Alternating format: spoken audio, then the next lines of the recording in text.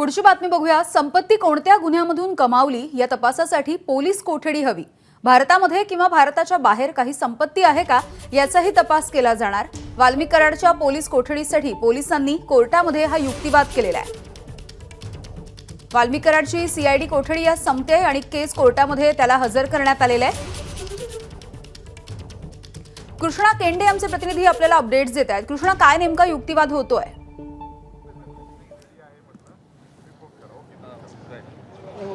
काही वेळापासून वाल्मिक कराड यांना हजर केलं गेलेलं आहे आणि युक्तिवाद सुरू केलेला आहे आणि जे सीआयडीचे तपास अधिकारी आहेत त्यांनी 10 दिवसाची पोलीस कोठडी या ठिकाणी मागितलेली आहे। आणि 10 दिवसाची पोलीस कोठडी मागत असताना त्यांनी 3 गोष्टी या ठिकाणी सांगितल्यात की त्यांचे व्हाईस सॅम्पल आम्ही घेतलेले आहेत, मात्र याबरोबरच 3 मोबाईल जप्त केलेत, मात्र मोठ्या प्रमाणावरती संपत्ती असल्याचं समोर येत आहे आणि त्यामुळे ही संपत्ती भारतात की भारताबाहेर आहे हे सगळं तपासायचं आहे असं देखील वकिलांनी म्हटलेलं आहे।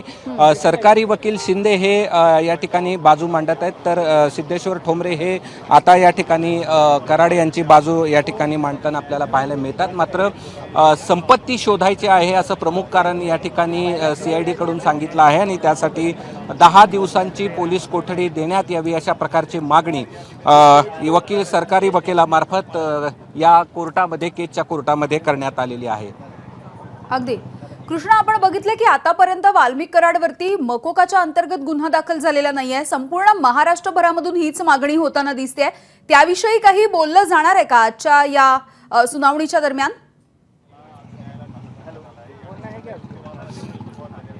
नाही, मुळामध्ये आजची सुनावणी जी आहे ती मकोकाच्या बाबत नाही, तर आजची सुनावणी फक्त ही खंडणीच्या बाबतीमध्ये या ठिकाणी केली जाते। जी खंडणी 2 कोटी रुपयांची मागितल्याचा आरोप वाल्मिक कराडवर आहे आणि त्याच गुन्ह्यामध्ये यापूर्वी 14 दिवसांची पोलीस कोठडी मिळालेली होती आणि आता पुन्हा याच गुन्ह्याचा तपास करण्यासाठी ही या ठिकाणी कोठडी वाढून मागवण्यात आली आहे आणि संपत्ती कोणत्या गुन्ह्यातून कमावली आहे असं तपासायचं असल्याचं देखील या ठिकाणी सरकारी वकिलाकडून म्हणण्यात आलेलं आहे आणि त्यामुळे आम्हाला 10 दिवसांची पोलीस कोठडी हवी आहे असं या ठिकाणी कोर्टाकडून म्हटलेलं आहे। मात्र अद्याप तू जो प्रश्न विचारलास की मकोकाबाबत हा निर्णय जो आहे तो कोर्टात नाही, तर तो सीआयडीला घ्यायचा आहे, तपासांती घ्यायचा आहे। बरं कृष्णा, आणखी एक गोष्ट म्हणजे आता ज्या पद्धतीने खंडणीच्या प्रकरणामध्ये वाल्मिक कराडची चौकशी सध्या होताना दिसते आहे किंवा त्याच प्रकरणामध्ये सध्या त्याला कोर्टामध्ये हजर केलं जात आहे, मात्र हत्येच्या प्रकरणामधलं कलम अजूनही लावलेलं दिसत नाहीये। त्याविषयी काही होऊ शकतंय का?